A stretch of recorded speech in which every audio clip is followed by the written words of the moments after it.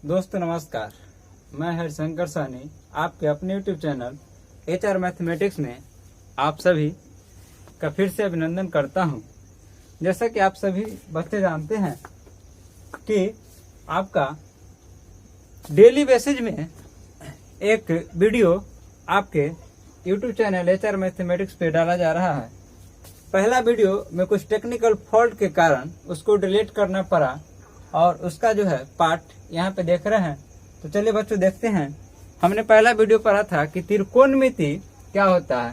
तो त्रिकोणमिति बच्चों आप जानते हैं इस बात को अच्छी तरीके से कि त्रिकोणमिति जो होता है ना, वह यहाँ से जब इसको समझने का प्रयास करेंगे तो कह रहा है कि ए यूनिट ऑफ मैथमेटिक्स, कहने का मतलब है कि मैथमेटिक्स की छोटी इकाई इन विच जिसमें वी स्टडी, हम लोग अध्ययन करते हैं एंगल ऑफ ट्रायंगल, यानी कि त्रिभुज के, इसमें एंगल्स लगा लेंगे, एंगल्स ऑफ ट्रायंगल, त्रिभुज के कोनों के बारे में अध्ययन करते हैं, उसे हम त्रिकोणमिति कहते हैं।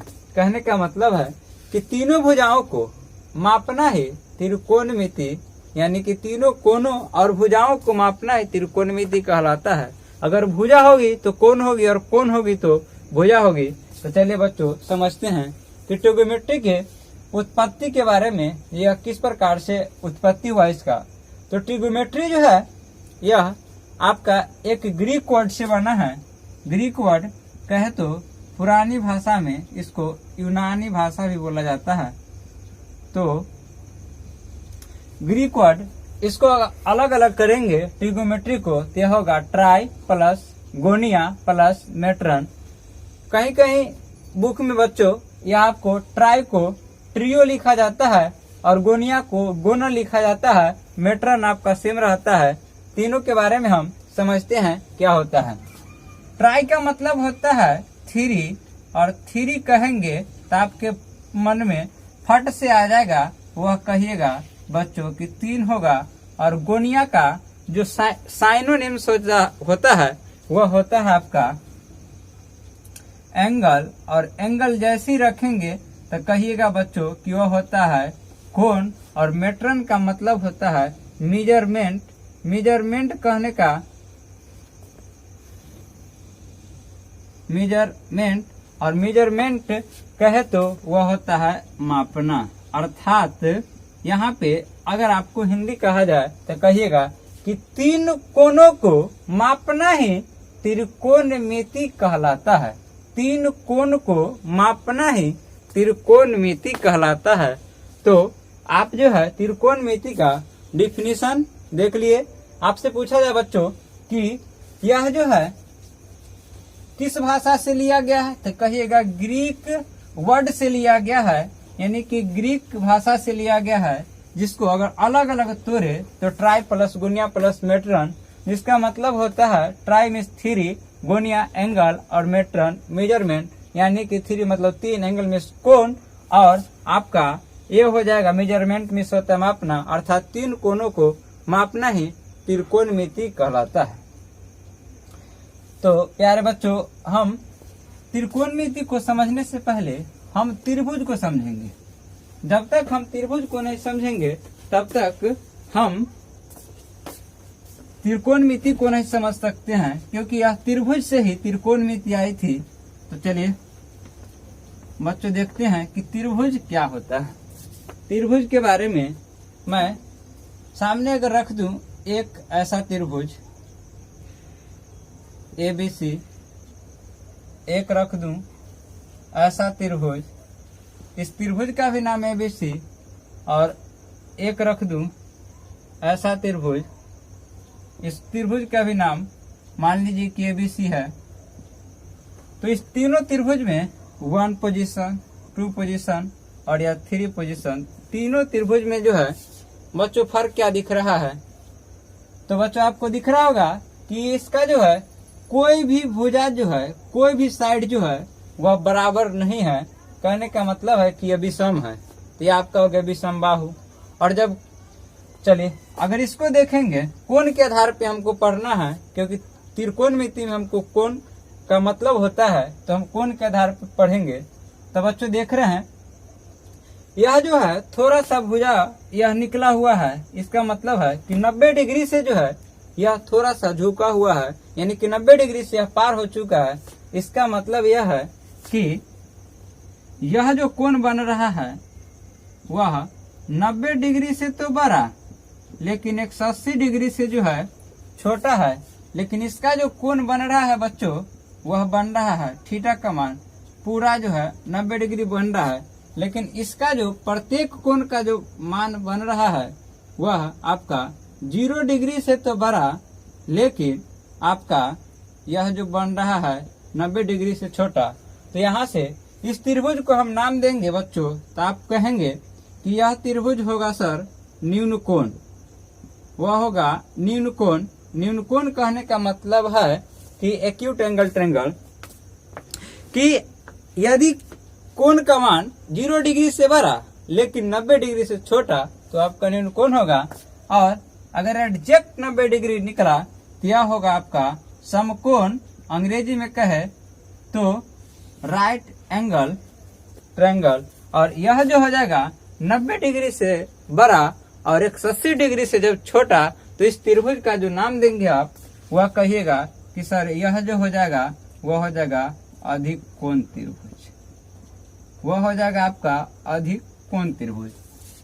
तो यहाँ से आपको त्रिभुज के बारे में पता चल गया कि आपका अगर थीटा का मान 0 डिग्री से बड़ा और 90 डिग्री से छोटा तो आपका न्यून कोण, अगर एग्जैक्ट 90 डिग्री हुआ तो वह समकोण, और 90 डिग्री से ज्यादा और 180 डिग्री से छोटा तो आपका हो जाएगा अधिक कोण।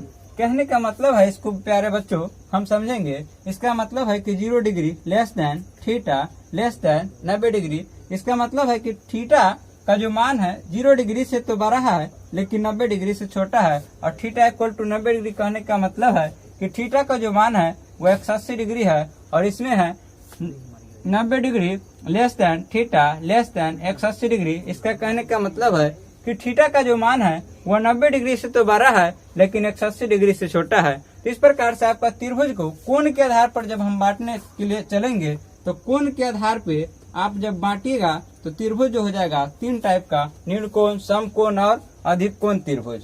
तो ये आपका रहा त्रिभुज का इंट्रोडक्शन। लेकिन प्यारे बच्चों आप जानते हैं कि त्रिकोणमिति के लिए हमको एक ही त्रिभुज की आवश्यकता होगी, वह त्रिभुज होगी आपका समकोण त्रिभुज। समकोण त्रिभुज को लेंगे और समकोण त्रिभुज के बारे में सारी चीजों के बारे में देखेंगे कि आखिरकार समकोण त्रिभुज के माध्यम से त्रिकोणमिति को हल करेंगे। तो प्यारे बच्चों मैं इस बात को फिर से रिपीट कर दूं कि समकोण त्रिभुज से ही आप ट्रिगोनोमेट्री रेशियो त्रिकोणमिति अनुपात को निकाल सकते हैं, दूसरे त्रिभुज की आपको आवश्यकता नहीं पड़ेगी। तो चलिए नेक्स्ट चलते हैं।